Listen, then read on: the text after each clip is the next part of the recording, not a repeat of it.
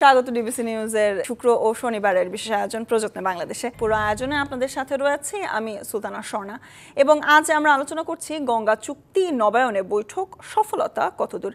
কারণ 1996 সালে করা গঙ্গা চুক্তির নবায়নের যে সময়, সেই সময় পরিধি প্রায় শেষের দিকে এবং এ নিয়ে আলোচনা করতে আমাদের সাথে স্টুডিওতে উপস্থিত রয়েছেন পরিবেশ ও জলবায়ু বিশেষজ্ঞ এমিরেটাস অধ্যাপক ডক্টর আইনুন নিশাত এবং আমাদের সাথে রয়েছেন ঢাকা বিশ্ববিদ্যালয়ের আন্তর্জাতিক সম্পর্ক বিভাগের অধ্যাপক ডক্টর আমেনা মোহসিন। প্রথমে স্বাগত জানাতে চাই আপনাদের দুজনকেই প্রযত্নে বাংলাদেশে। এবং স্যার, আপনাকে দিয়ে আসলে যদি শুরু করি, গঙ্গা চুক্তি নিয়ে প্রথম থেকেই প্রচুর আলোচনা সমালোচনা সকল কিছুই রয়েছিল এবং এত বছর ধরে আসলে গঙ্গা চুক্তি হবার পর বাংলাদেশ কি পেল? উত্তর হচ্ছে খুব সোজা। ভাগ করে বাংলাদেশের জন্য যে ভাগ করা হয়েছিল, যে এটা বাংলাদেশের ভাগ, সেটা পেয়েছে সে, এবং সেটা আমরা হিসাব বুঝে নেই। বুঝে নেওয়ার জন্য কারিগরি দল আছে। প্রতি বছর জানুয়ারি মাসের 1 তারিখ থেকে মে মাসের 31 তারিখ, মানে 5 মাস ফারাক্কাতে বাংলাদেশের 4 জন প্রকৌশলী কিংবা পানি বিজ্ঞানী হাইড্রোলজিস্ট থাকেন সেখানে। প্রতিদিন পানি কতটা আসছে এবং চুক্তি অনুযায়ী কতটা বাংলাদেশে পাওয়া উচিত সেইটা তারা নির্ধারণ করেন।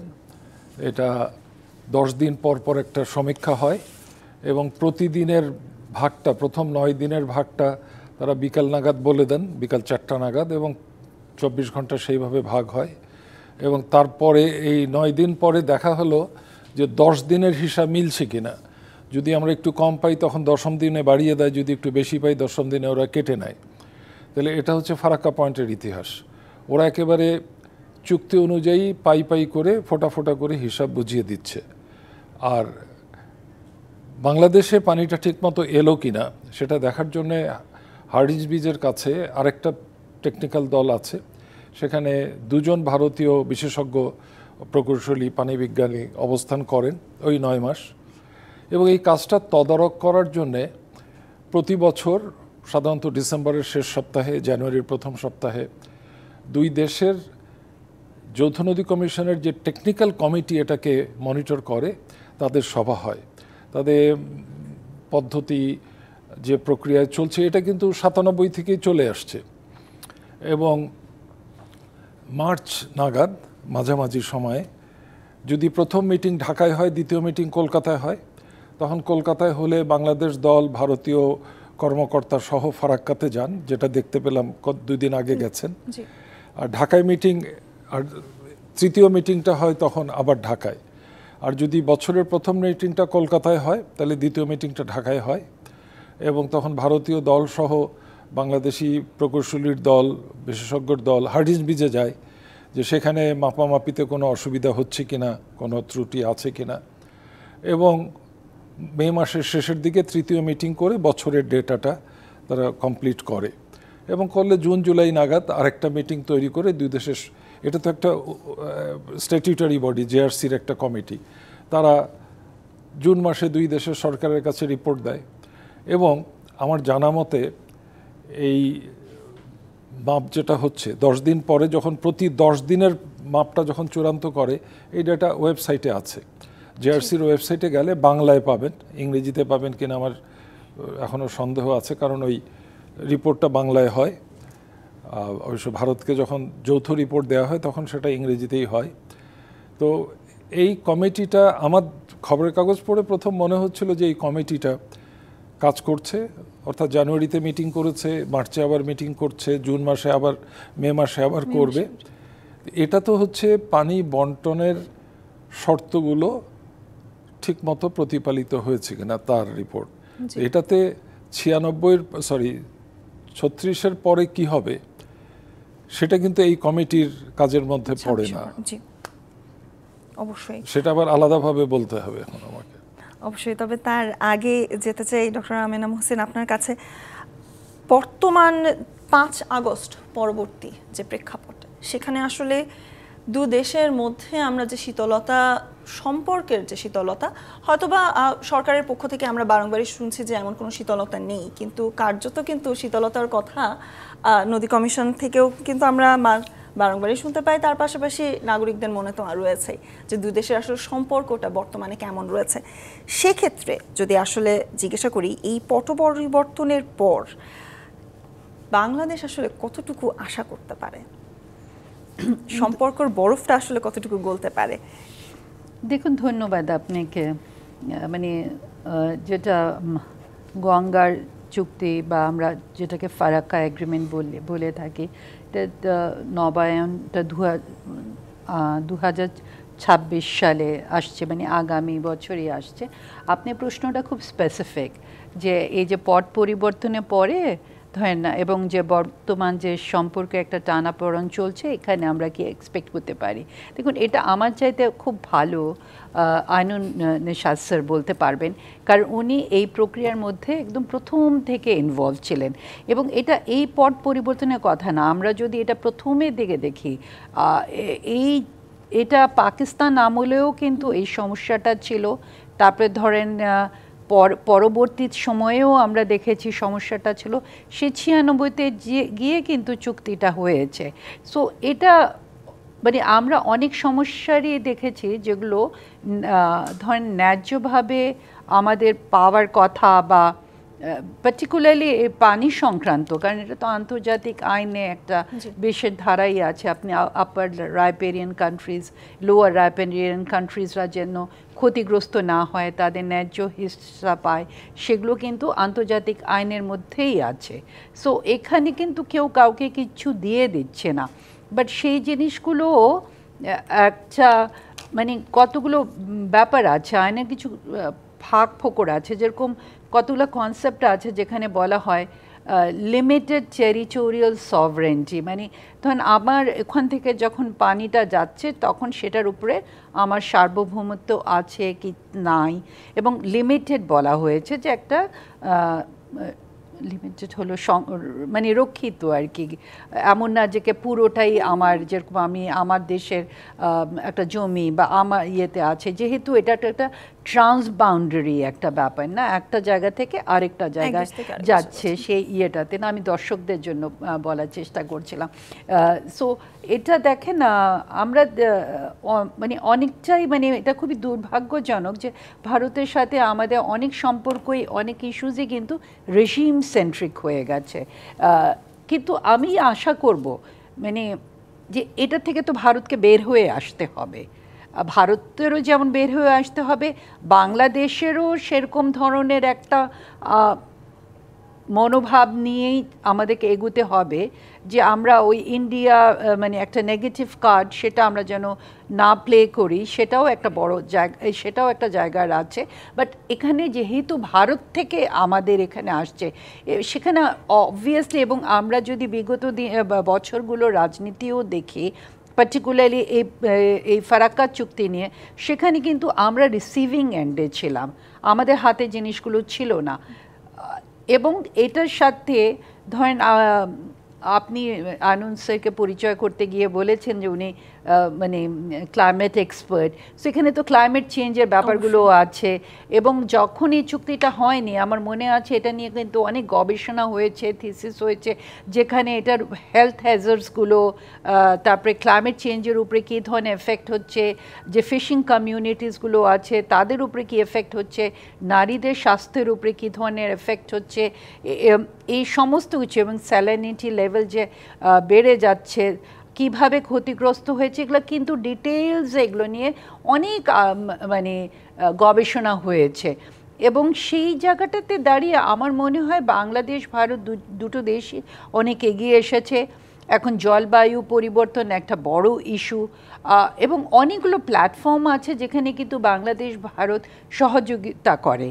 এবং সেটা যদি আমরা তাকাই, এবং পার্টিকুলারলি, এবং ধরেন এই টানাপোড়েনের মধ্যেও কিন্তু ধরেন সাধারণ মানুষের তো একটা জায়গা থাকে, তাই না?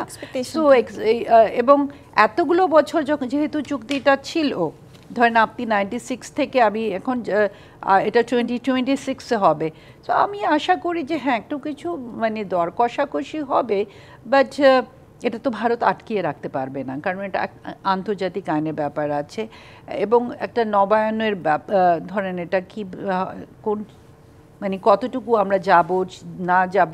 কিন্তু এটার সাথে যে জিনিসটা আমরা প্রায় শুনে থাকি যে আমাদের মানে একটা সমন্বয়ের অভাব থাকে, অনেকটা টেকনিক্যাল নো হাউসেরও অভাব থাকে। সেখানে ওনাদের মতো এক্সপার্টরা আছে, আমি শিওর ওনাদের জায়গা থেকে কথা বলবেন। এবং বাংলাদেশও তো সেই অবস্থানে নেই, বাংলাদেশ আজকে অনেক এগিয়ে এসেছে। এবং এই রাজনীতিটাও ভারতের বুঝতে হবে যে বাংলাদেশের জনগণের আকাঙ্ক্ষাগুলো, সেগুলোকে মাথায় রেখে আমি আশা করি মানে ভারতও এগিয়ে যাবে। অবশ্যই। আবার ফিরে আসতে চাই আইনুন নিশাত স্যার আপনার কাছে। সম্পর্কের যে শীতলতার কথা আসলে বারংবারই চলে আসে বর্তমান প্রেক্ষাপটে বাংলাদেশ এবং ভারতের ক্ষেত্রে।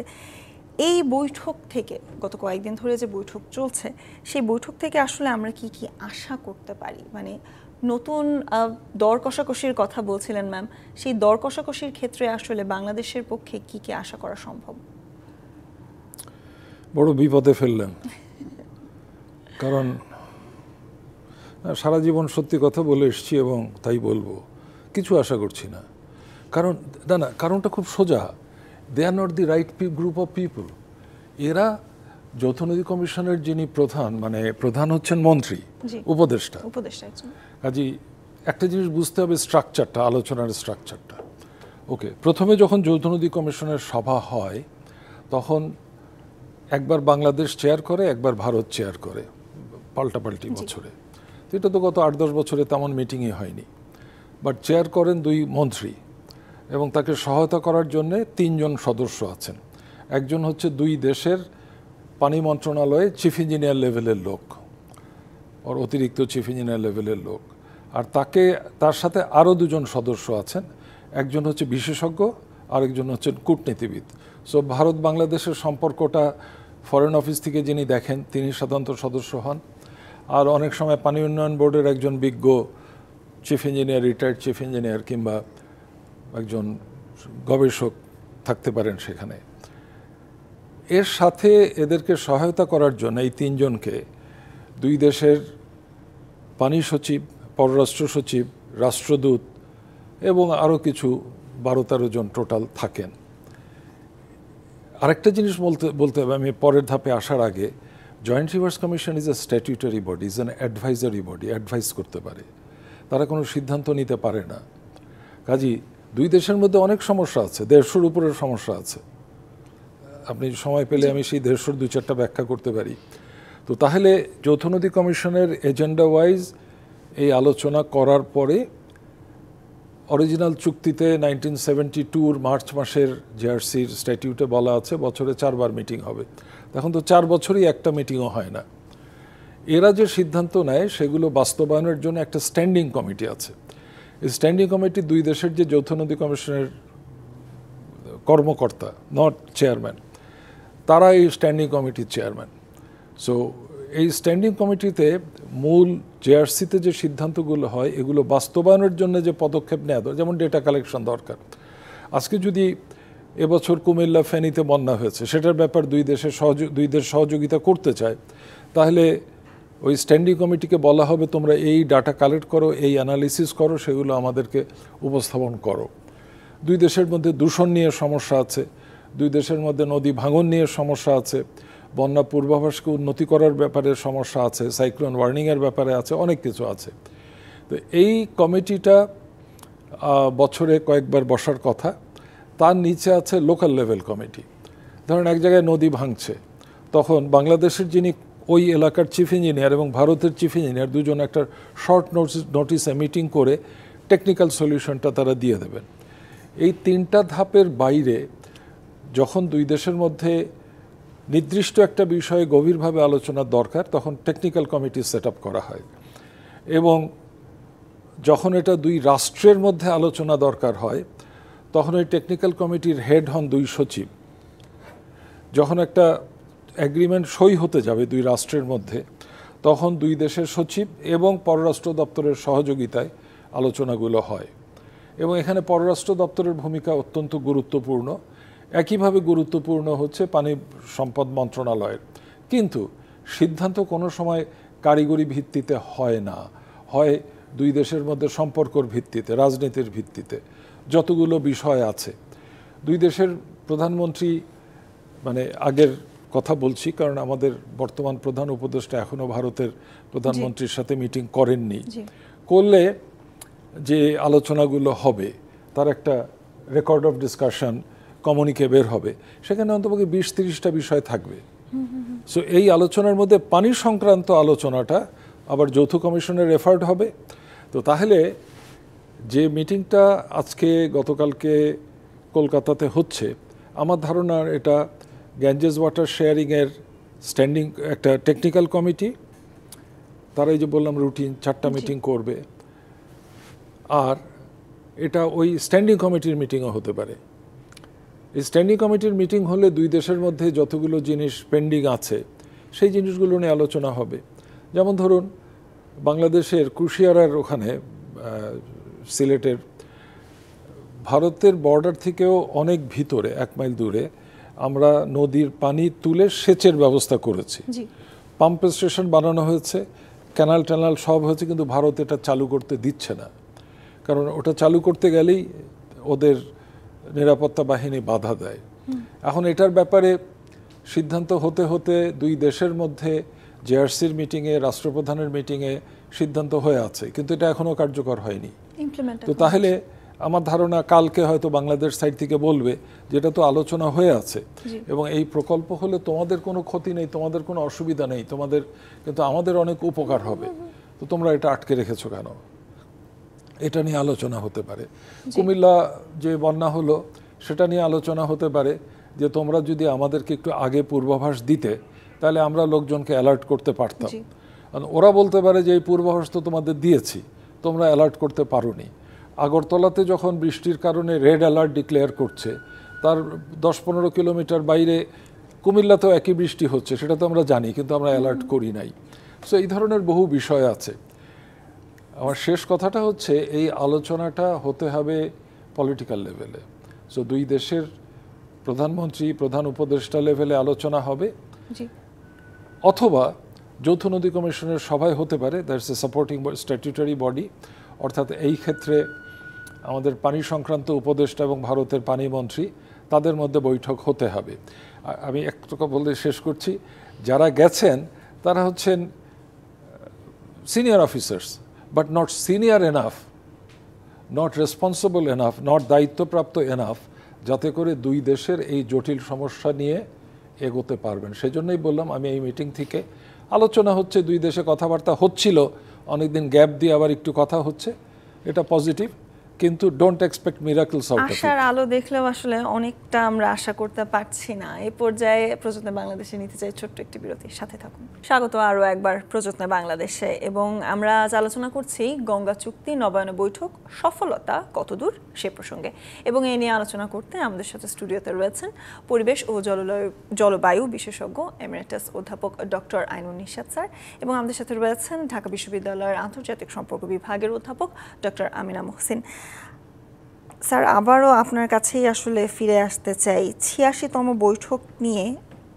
যেহেতু এটি 86তম বৈঠক চলছে, আপনি বারংবারই বিরতির আগে বলছিলেন আসলে প্রতি বছরই বৈঠক হবার কথা ছিল, কিন্তু সেক্ষেত্রে দুই যৌথ নদী কমিশনের মাধ্যমে আসলে যে বৈঠকটি চলছে, বর্তমানে বাংলাদেশের দর কষাকষির আইনগত প্রক্রিয়ার নিয়ে যদি বলি, তার পাশাপাশি বাংলাদেশের থেকে আসলে বাধা কতটুকু পেতে পারে? আপনি বারংবারই বলছিলেন যে আসলে যেহেতু সরকারের উচ্চ পর্যায়ের বৈঠক নয়, সেক্ষেত্রে বাংলাদেশের পক্ষ থেকে দাবি করার জায়গাটাও বা কতটুকু, যে আমরা নতুন আমাদের 26-এ যে চুক্তিটি আসছে বা আমরা যে নবায়ন করতে যাচ্ছি, সেটিতে আসলে আমরা এটা চাই, এরকম ফর্দ ধরে কি বাংলাদেশের পক্ষে বলা সম্ভব বা দাবি করা সম্ভব?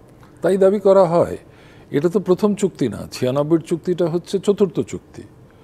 দুই দেশের মধ্যে প্রথম চুক্তি হয় 76-এ, তারপর 82-তে, তারপর 85-তে, তারপরে 96।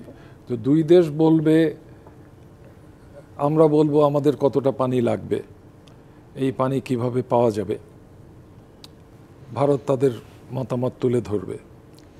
আমি আবারও বলছি, এই যে 86তম বৈঠকের কথা বললেন, এই কমিটির দায়িত্ব এটা না। কাজী আপনি আমি যে বলেছি যে এই কমিটি এই মিটিং থেকে কিছু পাবো না তো তারা এই কাজ করতে যায়নি। যদি না ইতিমধ্যে এই আমাদের নতুন সরকার ভারতের সাথে আলাপ আলোচনা করে নিয়ম বদলেছে, বা আমি বদলাতে হবে না, দুই দেশকে মিলে বদলাতে হবে। এটার জন্য যৌথ নদী কমিশনের মিটিং দিয়ে শুরু হতে হবে, অথবা দুই দেশের পররাষ্ট্র মন্ত্রণালয়ের মন্ত্রীদের মধ্যে যে মিটিং হয়, মিটিং যে ঘটা করে যৌথ নদী কমিশনের মিটিং হবে তা না। এটা দুই দেশের রাষ্ট্রপ্রধানরা, দুই দেশের পররাষ্ট্রমন্ত্রীরা যখনই বিদেশে কোথাও মিটিং করছেন তখনও কিন্তু দুই দেশের মধ্যে বিদ্যমান সমস্যা সমাধান নিয়ে কথা হবে।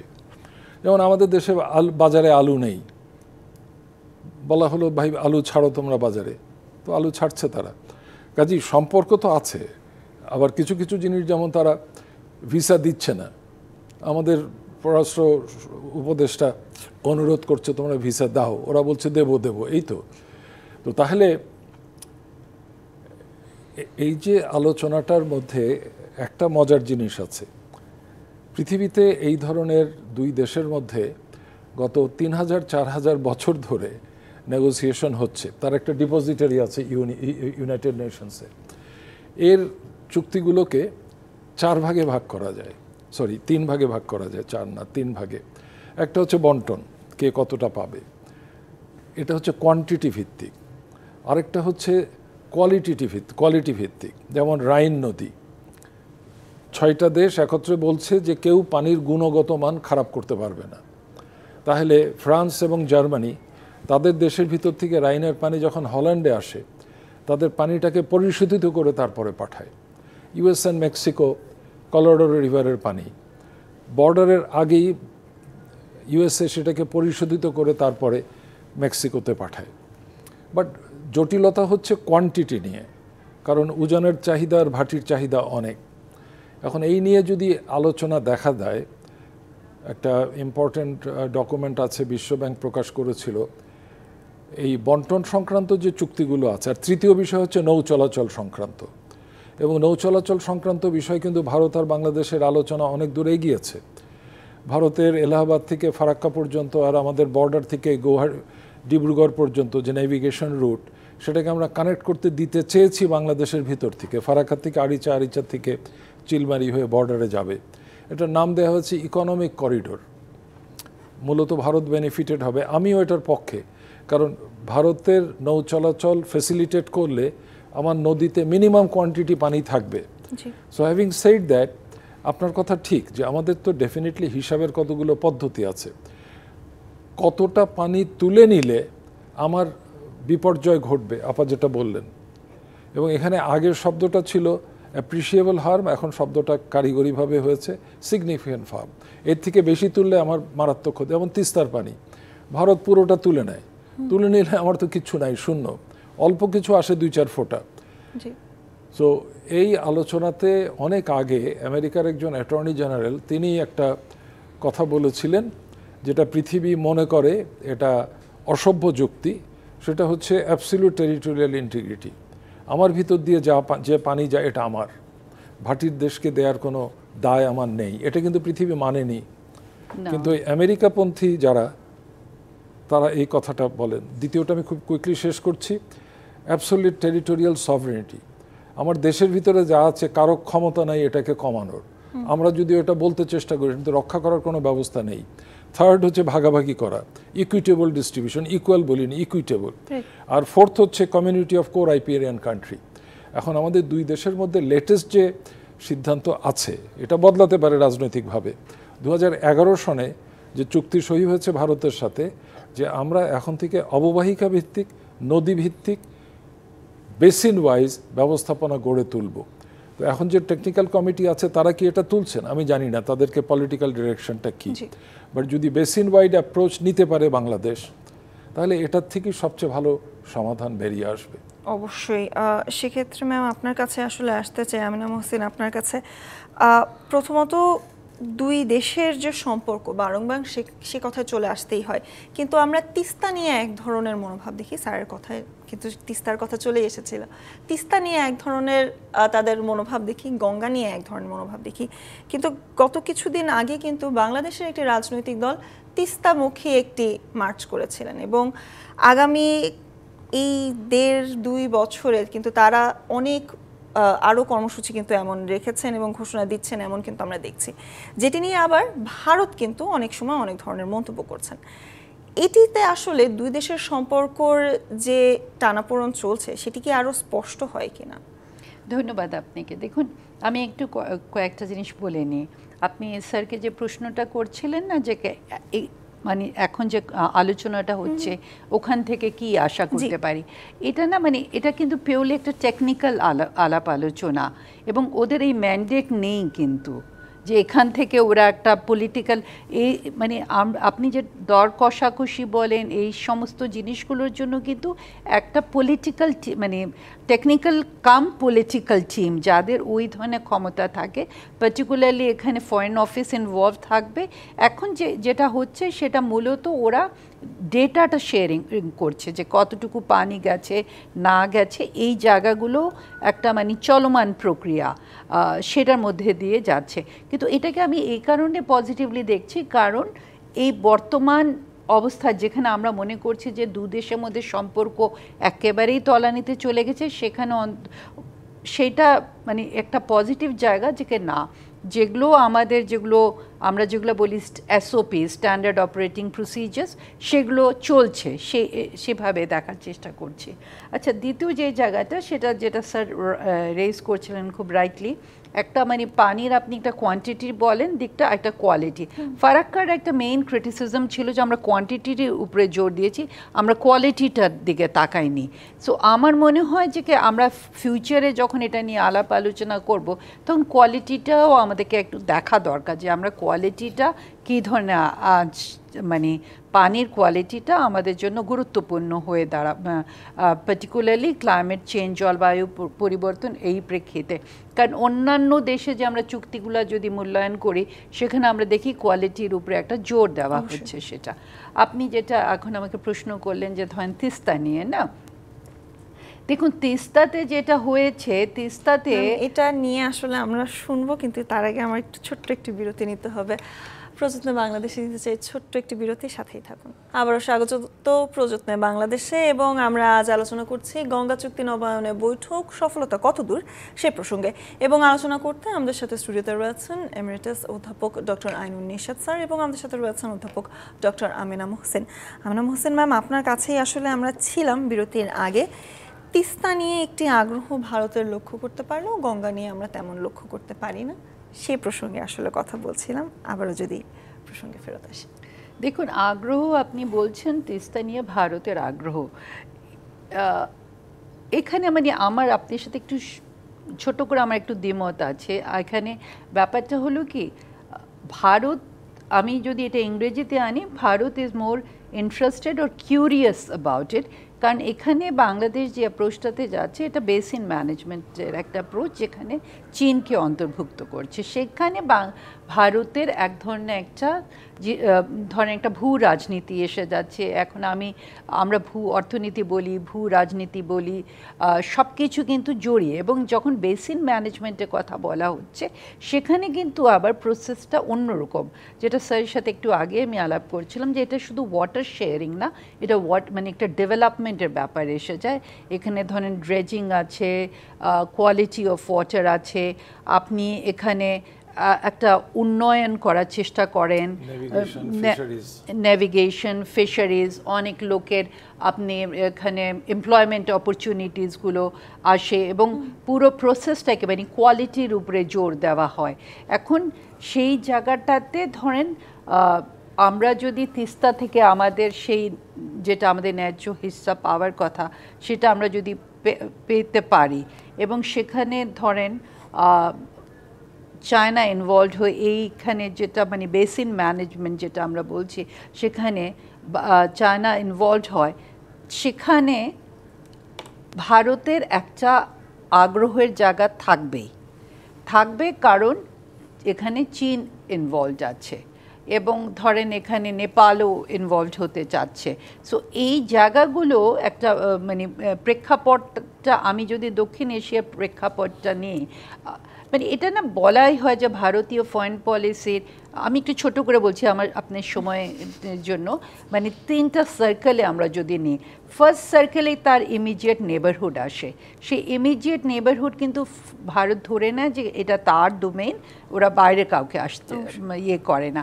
সো ওই ইমিডিয়েট ডোমেইনে, এবং চায়না তো সেকেন্ড সার্কেলে আসছে, যেটা এক্সট্রা মানে এই রিজন থেকে একটু আমাদের জন্য সেকেন্ড সার্কেল, কিন্তু আবার ভারতের সে নেবার, কিন্তু ভারতের যে নেবার হয়ে ভারতের সাথে কিন্তু চায়নার বিভিন্ন ধরনের দ্বন্দ্ব আছে, ধরেন সীমান্ত দ্বন্দ্ব আছে, অর্থনৈতিক দ্বন্দ্ব আছে, ইনফ্লুয়েন্সের জন্য দ্বন্দ্ব আছে।